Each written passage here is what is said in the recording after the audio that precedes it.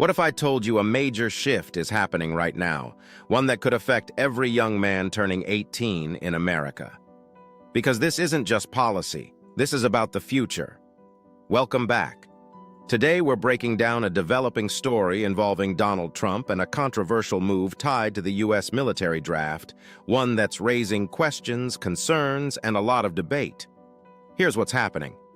A new proposal backed by the administration would automatically register young men for the military draft as soon as they turn 18.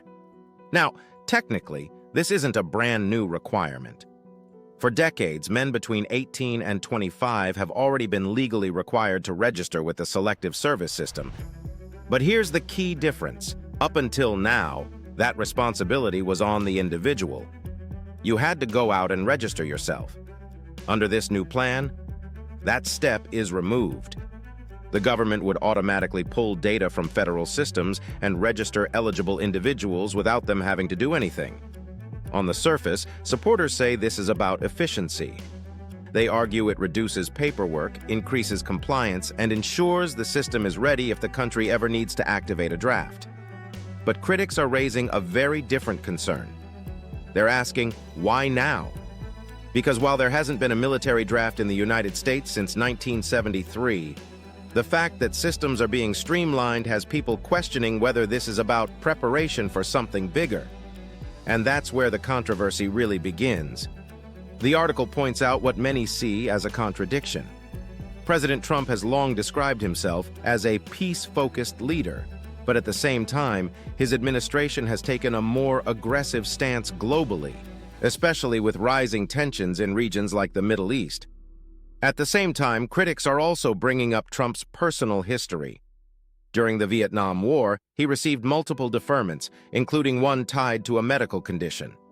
Now, years later, he's connected to a policy that could automatically place young Americans into a system tied to potential military service.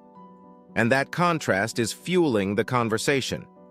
But let's be clear about something important. Automatic registration does not mean a draft is happening right now. There is no active military draft in place. And even if one were ever considered, it would still require additional government action and approvals.